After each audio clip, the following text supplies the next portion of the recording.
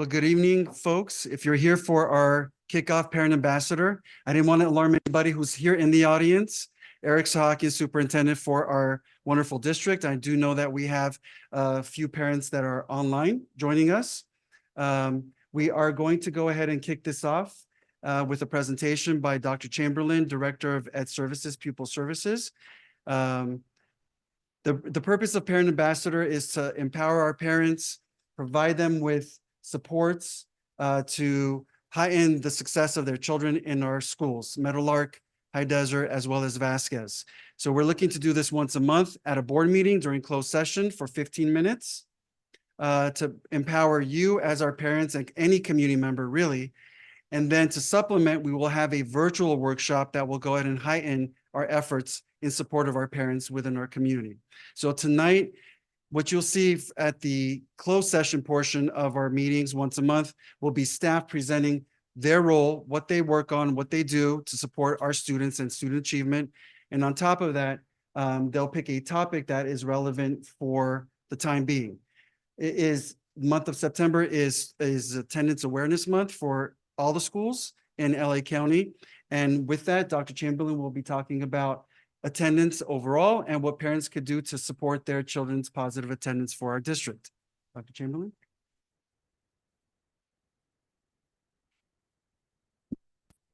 Thank you, Dr. Sahakian.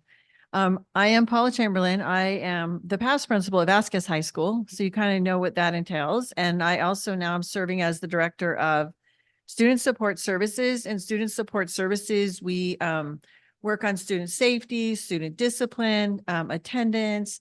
We work with foster and homeless youth. And I also am the director of Educational Services. And Educational Services, my role is to support the 3 schools, as well as help with the implementation of our programs, like our curriculum and academic programs, and work with our sites on our data, like our dashboard and state data, to improve academic outcomes for our students, as well as attendance. So we're going to start with attendance tonight.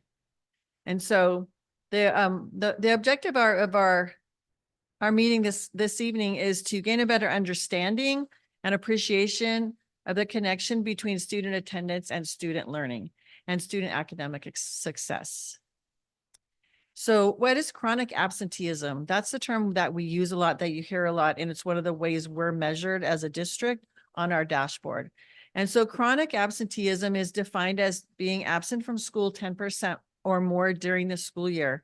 That equals 180 days. I mean, 18 days out of 180 total, but it's 18 days. It seems like kind of a lot. We have a pretty high chronic absenteeism rate. And a lot of times, even myself as a parent, you don't realize how quickly one absence a month can even add up. So 18 days, though, if you're absent from school that long, that's actually 3.5 weeks of school. And that can add up by being 1 day every 2 weeks. So it really can add up. I know you guys can check Aries, and sometimes we do phone calls home too to see how we can support and we're trying to really raise the awareness to help us as families stay on track of what's going on with our kids. So another term you hear sometimes is truancy. So I wanted to explain the difference between truancy and chronic absenteeism. Truancy only counts unexcused absences.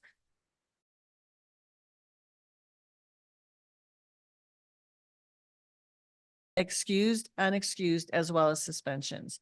So we're really looking at everything. Truancy focuses more on compliance with school rules, and chronic absenteeism focuses more on the academic impact of the missed days. And truancy relies kind of on the legal and the administrative solutions. It's more punitive. Chronic absenteeism is going to focus more on building relationships in a positive way and using communication to support our families and help find out why they're not coming to school and help us find solutions to support kids coming to school. So why does it matter? Chronic absenteeism is particularly detrimental to our youngest students and our students also growing up in poverty. It really interrupts early literacy skills, which can affect your whole academic career, K through 12. It disrupts the instruction of all students. It creates barriers in the classroom because as a teacher myself, I know when kids are absent a lot, you're always trying to help them catch up. So that can sometimes disrupt classroom instruction. It does lead to lower scores in English language arts and mathematics. in early as well as later grades. And the research shows that there's a higher risk of students dropping out if they're not attending school. Chronic absenteeism is associated with lower academic performance, student disengagement, and reduced graduation rates. The student disengagement sometimes comes because if kids come to school and they're behind and they're not really able to engage in the curriculum because they don't understand really what's going on, they just really don't want to be at school. And that actually causes a lot of anxiety for kids as well. So what are some best practices? What are some things we're doing as a district to support our families and our kiddos to get to school? Some of the things we've created at all 3 school sites is a student handbook. You can usually, and it's a student parent handbook that you can usually find that online. We have assemblies at the school. We do back to school nights and orientations, open houses. We often, if you check out the weekly messages your principals are sending out from sites, a lot of times it includes handouts, infographics with information to kind of help you understand best practices as it relates to getting kids to school. And then again, also us introducing all of our staff to our students and making sure that we really know our kids. When we know our kids, they feel comfortable, they have a higher rate of attendance at school. Another thing that we work on is building relationships to create a positive school climate. When we have created a positive school climate, parents and students and staff feel engaged and feel valued at our school sites. We want to create experiences that build capacity and strengthen prevention efforts. We also want to build a school culture that's inclusive to diverse norms and values and differing perspectives. We want to create a sense of belonging and safety for our students. And we want to make sure that we're communicating with all of our parents. Other things that we do to create a positive school climate is making sure that staff, that we're visible and available to our families and our students.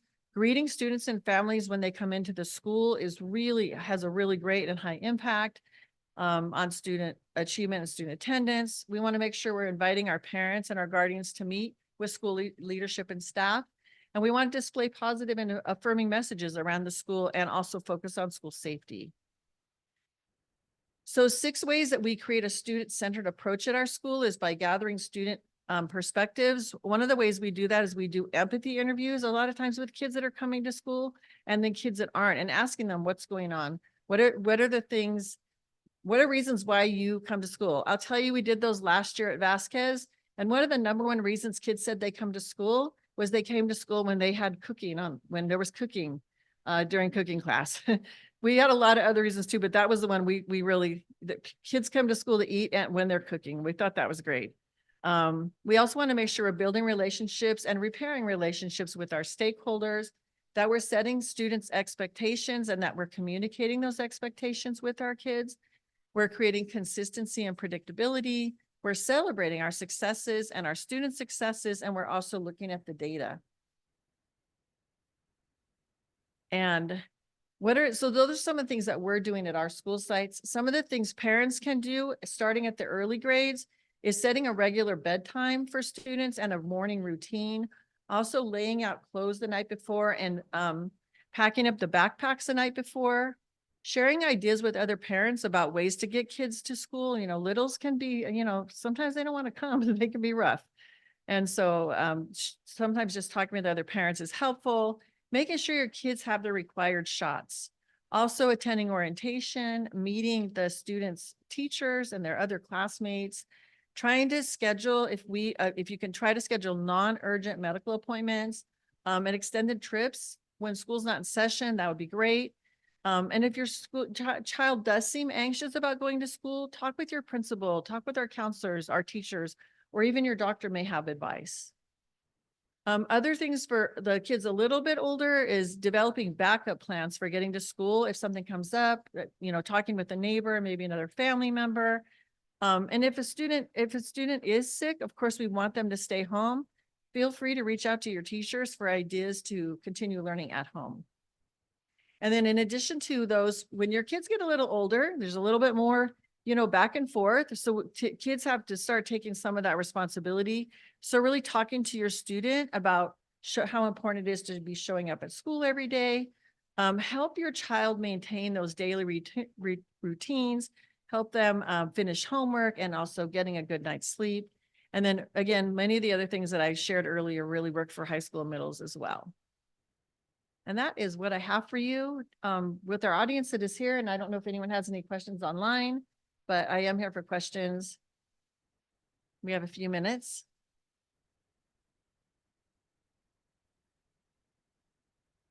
Okay.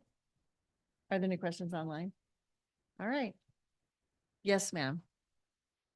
And I like inquiries.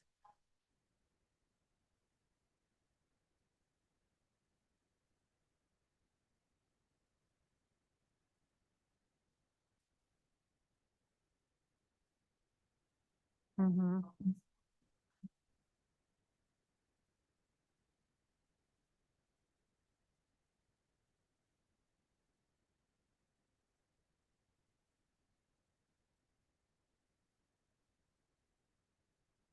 So being the school principal there and watching that line it's a 10-minute window. And it's the 5 minutes before the bell rings, which you should already be there. And it's the 5 minutes after the bell rings, sometimes 7 minutes after the bell rings, because I would always want to keep the gate open so kids would feel welcome, even if they're running late. So I really time that. So what I really try to communicate is if you could get to school on time, and that would mean like, I'm serious, 5 minutes earlier, 7 minutes, there's no line. And if Natalie, right? Seriously, go out there tomorrow when you're at school. But 5 minutes before the bell's gonna ring.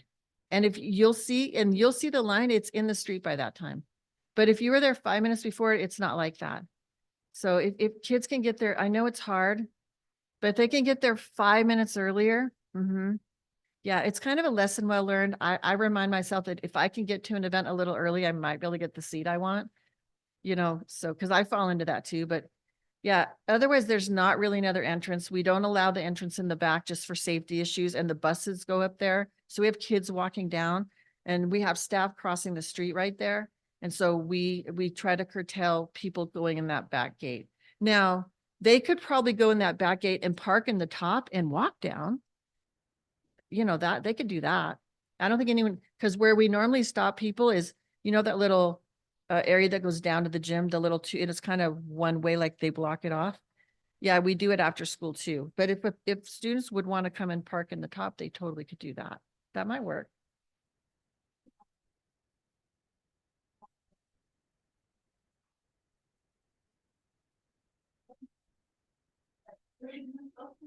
Yeah. Yeah.